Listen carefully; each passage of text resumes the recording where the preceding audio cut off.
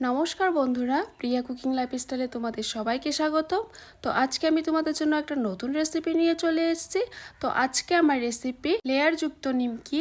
এই নিমকিটা একদম ভেতর থেকে মুচমুচে হয়, আর দেখতেও যেমন সুন্দর হয়, খেতেও তার থেকে বেশি সুস্বাদু।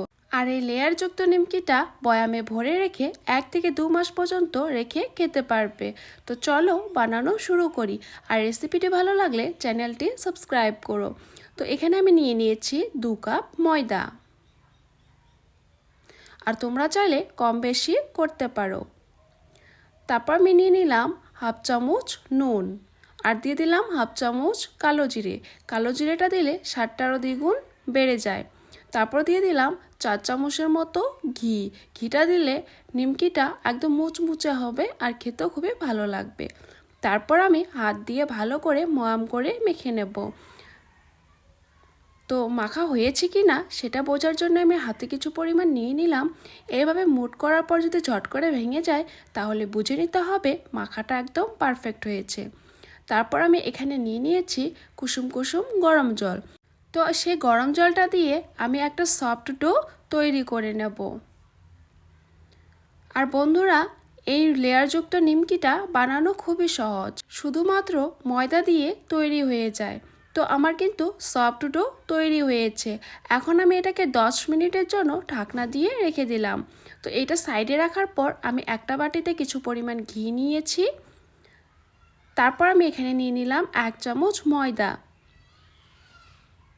এখন আমি ঘি আর ময়দাটাকে ভালো করে মিশিয়ে নেব।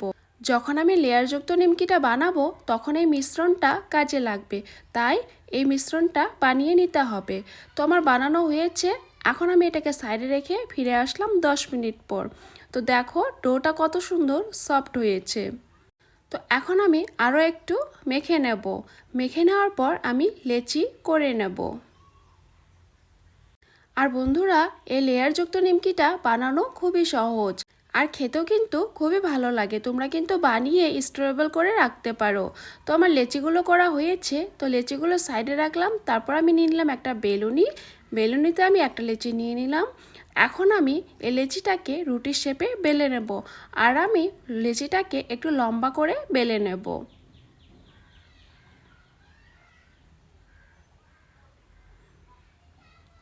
তোমার বেলা হয়েছে।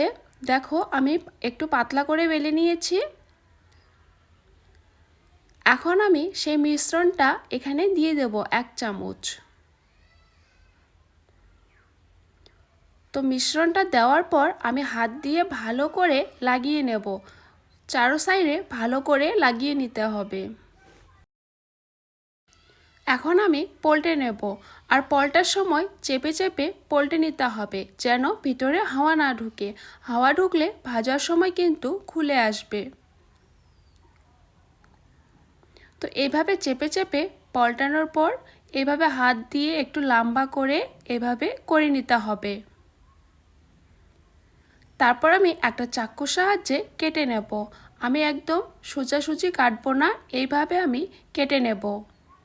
তোমরা ভিডিওটা স্কিপ না করে লাস্ট পর্যন্ত দেখো, তাহলেই বুঝতে পারবে। আর আমি এইভাবে সবগুলো লেচি বেলে এভাবে কেটে নেব।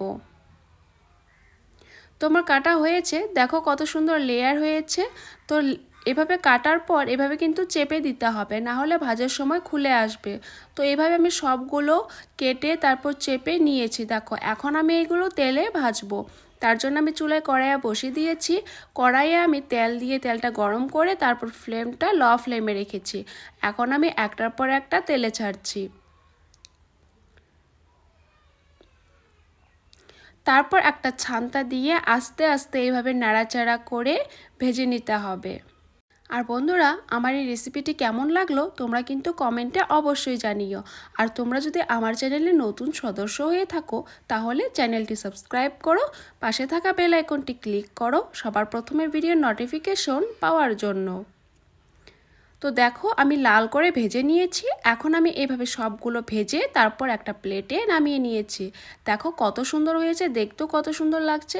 আর তোমাদেরকে একটা ভেঙেও দেখাচ্ছি, দেখো কত সুন্দর মুচমুচে হয়েছে। তো এরকম নতুন রেসিপি দেখার জন্য চ্যানেলটি সাবস্ক্রাইব করো।